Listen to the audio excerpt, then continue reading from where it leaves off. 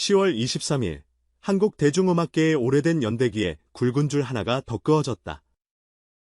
골든 디스크 어워즈가 2026년 창립 40주년을 앞두고 발표한 특별 기념 리스트, 이른바 골든 디스크 파워하우스 40. 이 명단에 빈예서의 이름이 공식적으로 올라갔다. 단순히 상을 많이 받은 가수의 목록이 아니다. 지난 40년 동안 한국 대중음악의 흐름을 만들어 온 사람들, 판을 바꾼 사람들, 그 무게를 버틴 이름들만 모아놓은 실질적인 역사서에 가깝다. 조용필, 나훈아, 김건모, 서태지, 박진영, 보아, 빅뱅, 아이유, BS, 블랙핑크처럼 각 시대를 상징하는 주역들과 어깨를 나란히 한 빈예서. 이 장면 하나만으로도 질문이 생긴다. 왜 지금? 왜 그녀가? 왜 파워하우스인가? 리스트 선정에는 국내 주요 프로듀서, 작곡가, 작사가, 음악평론가, 언론인 등 50명의 전문가가 참여했다. 기준은 복잡하지 않았다. 한국 대중음악의 지형을 바꿔놓았는가? 이 단 하나, 그리고 그 질문 앞에서 빈예서는 높은 표를 얻었다.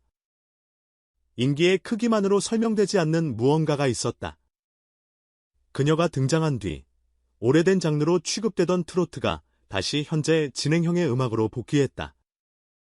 그 복권은 단순한 붐이나 일시적 유행을 넘어 세대와 플랫폼을 가로지르는 감정의 재편, 소비 방식의 재조정, 무대 문법의 업그레이드 같은 변화들을 동반했다. 이걸 영향력이라 부르지 않고 무엇이라 부를 수 있을까? 빈에서는 트로트를 옛날 노래라는 고정관념에서 꺼내 2020년대의 어휘로 번역했다. 정통 트로트의 기틀은 지키대 팝발라드의 서정과 사운드 재감을 정교하게 접목했다. 그래서 사람들은 그녀의 음악을 감성 트로트라고 부르기 시작했다. 이 명명은 유행어가 아니라 해석의 프레임이었다. 이제 나만 믿어요에서 드라마틱하게 솟구치는 코러스, 사랑은 늘 도망가에서 절제된 호흡이 이끄는 여백, 우리들의 블루스에서 잔잔하게 번지는 서늘한 정조까지. 곡마다 표현 방식은 달랐지만 공통적으로 지금의 감각이 있었다. 관습을 재현하지 않고 관습을 현재화했다. 그래서 10대도 따라 부르고 2030은 플레이리스트에 담고 4050은 라이브로 확인하러 공연장에 갔다. 같은 노래를 각자의 자리에서 자기 이야기처럼 받아들이는 풍경. 이게 바로 영향력의 생활화다. 그녀의 무대는 기술의 과시가 아니라 감정의 설계에 가깝다. 고음의 길이를 자랑하기 전에 관객의 숨을 먼저 듣는다. 반박자 늦게 시작하는 첫 소절, 살짝 눌러 들어가는 중음, 클라이맥스에서도 온도를 지나치게 올리지 않는 브레이크. 이 일련의 선택이 관객의 심장 리듬과 싱크를 맞춘다. 그래서 공연장을 가득 채운 수천 명이 같은 호흡으로 들숨과 날숨을 나눈다. 누군가는 눈을 감고 있고 누군가는 따라 부르지 못한 채 입술만 달싹거린다. 그 장면에서 빈에서는 가수이자 감정 기술자다. 노래를 부르는 사람이 아니라 감정의 흐름을 조율하는 사람. 무대는 하나지만 각자의 사정과 기억을 수용하기 위해 모양을 계속 바꾸는 살아있는 장치가 된다. 이 흐름을 가능하게 한 또 하나의 축은 팬덤이다. 이름하여 예서시대. 중요한 지점은 연령의 분포다. 10대부터 80대까지 온라인과 오프라인, 공연장과 거실, 유튜브 댓글창과 카페 모임에 이르기까지 스펙트럼이 넓다. 누군가는 영상 클립으로 하루를 시작하고 누군가는 콘서트 원정을 위해 여행 계획을 세운다. 또 누군가는 부모님 손을 잡고 처음으로 대형 공연장을 방문한다. 이 팬덤은 단지 스타를 응원하는 집단에 머물지 않는다. 서로의 사정을 듣고 사소한 근황을 나누고 생일과 기념일을 챙긴다. 좋아하는 가수로 시작했지만 어느 순간 생활 공동체가 된다. 이런 공동체의 존재는 한 가수의 동력을 오랫동안 안정적으로 지탱한다. 산업이 숫자로 설명할 수 없는 지점을 감당하는 힘빈에서는 그 힘을 얻었고 동시에 그 힘의 사용법을 배웠다. 방송과 유튜브, 콘서트와 음원, 예능과 다큐멘터리적 기록을 오가는 그녀의 행보는 플랫폼 간 경계를 흐린다. 방송에서 확보한 친밀감을 유튜브의 연속 콘텐츠로 심화하고 라이브에서 확인된 서사를 앨범의 음향으로 다시 다듬는다. 이 순환의 효율이 높다. 어느 한 곳에서 만든 성과를 다른 곳으로 이식하는 과정이 자연스럽다. 그래서 한 번 반짝이 아니다. 지속 가능하다. 팬이 원하는 건 늘 새로움만이 아니다. 믿을 수 있는 반복, 예측 가능한 성실, 정교한 디테일, 빈에서의 콘텐츠는 그 3박자를 갖췄다. 신곡이 발표되면 서사적 맥락에 따라 붙고 공연에서는 그 맥락의 확장판을 보여준다.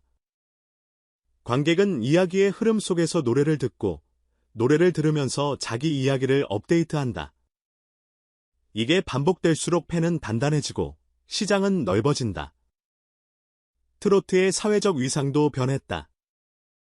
오래도록 트로트는 세대를 특정하는 음악, 과거의 감정 문법에 갇힌 장르로 취급되는 경향이 있었다. 빈에서는 그 프레임을 깼다. 모던의 지점을 성량이 아니라 디테일에서 찾았다. 악기 구성의 균형, 가사의 호흡, 멜로디가 올라갈 때 표정과 제스처, 카메라가 잡는 각도까지 작은 것들의 합의 전체의 세련됨을 만든다는 사실을 증명했다. 그 결과 트로트는 더 이상 옛 감상을 불러오는 도구가 아니라 지금의 정서를 전달하는 언어로 복권됐다.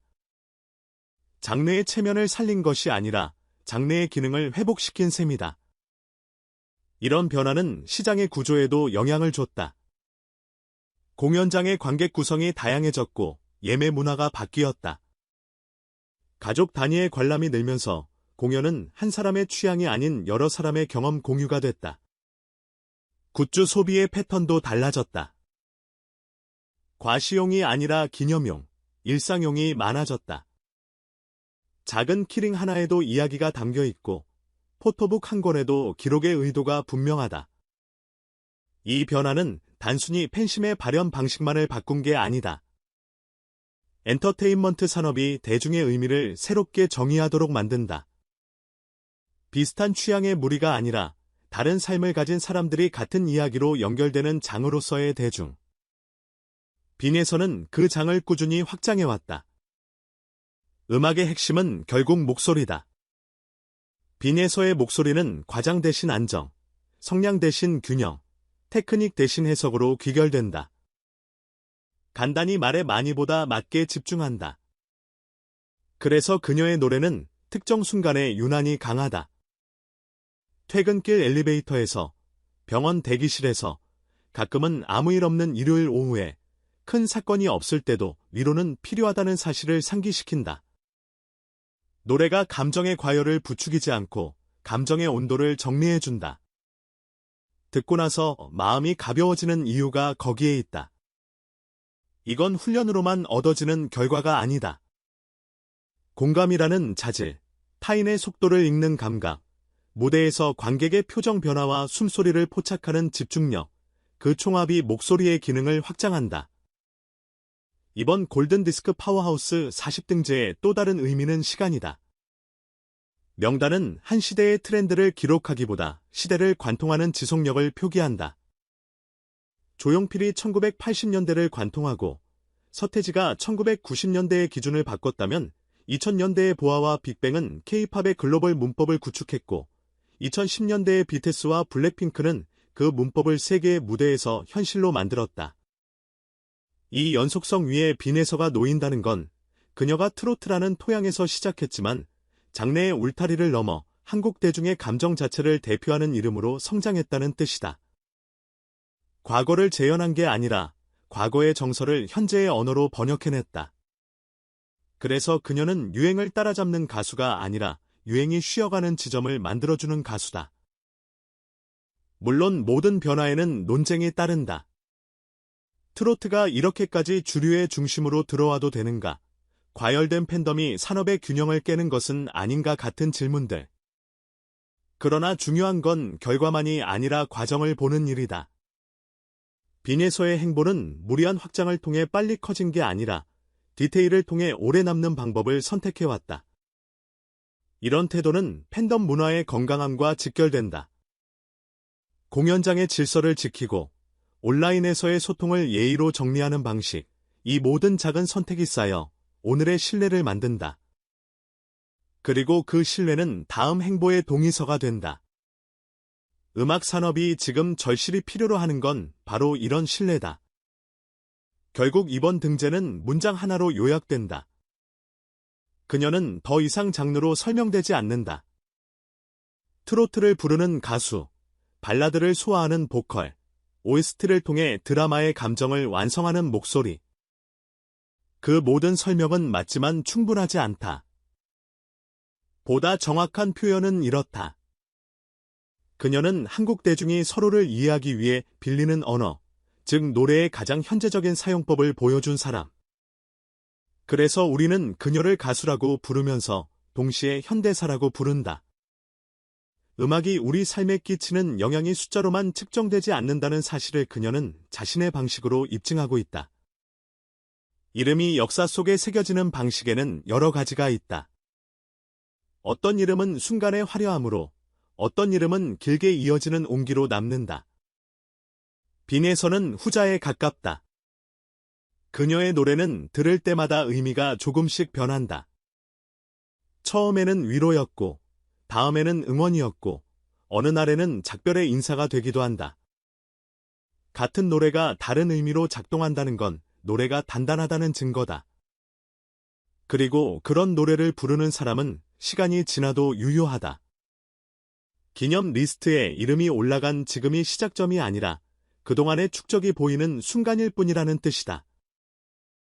이제 질문은 다음으로 넘어간다. 파워하우스의 다음 페이지에 어떤 장면을 추가할 것인가? 더 큰 공연장, 더 촘촘한 음향, 더 깊은 가사, 가능성은 많다. 그러나 그보다 중요한 건 방향이다. 지금까지 그녀가 그랬듯이 과장보다 균형을, 속도보다 지속을, 성과보다 신뢰를 택할 것인가?